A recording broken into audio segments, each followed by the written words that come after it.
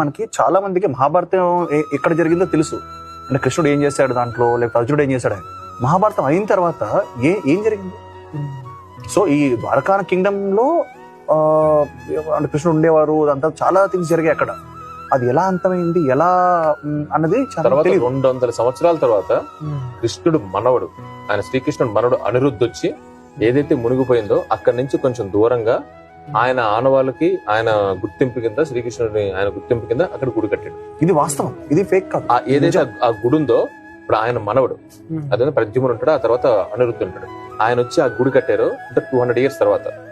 ఆ గుడే ఇప్పుడు ద్వారక. అక్కడ జనాలు ఉంటున్నారు చూడు, ఆ ఊరే ద్వారక.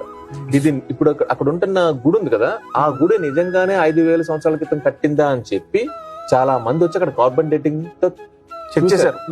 ఎలా ఉంటది, ఇన్ని భూకంపాలు, ఇన్ని ప్రళయాలు 5000 సంవత్సరాల క్రితం ఉండడం ఏంటి, ఈజిప్ట్ కన్నా దానికన్నా పాతదా అని చెప్పి ఇది ప్రూవ్ చేయడానికి చాలా మంది ట్రై చేశారు. మన సినిమాలో చూస్తే భారతీయతలో ఏదైనా బయట పెడితే అది రాంగ్ అని చెప్పడానికి ట్రై చేసినప్పుడు వాళ్ళ రాంగ్ అని చెప్పడానికి ట్రై చేసిన అవకాశం లేదు. ఎందుకంటే కార్బన్ డేటింగ్ లో తెలియదు ఏంటంటే 5000 సంవత్సరాల క్రితం. ఇది ఫ్యాక్ట్. మనం చాలా చాలా కట్టడాలు చూసి ఫారెన్ వెళ్ళి మన పిరమిడ్స్ కి అక్కడ వెళ్ళి ఇక్కడ చూసి అగోబ అనుకుంటాం కదా. ద్వారక రండి, ఆయన గుడి చూడండి, ఆయన మనవడు కట్టిన స్వయాన మనవడు కట్టిన గుడి చూస్తే ఆ ఆర్కిటెక్ట్ దానికి దీనికి మనకి ఎలా ఇప్పుడు కూడా కట్టలేము. అంటే సింపుల్ చెప్పాలంటే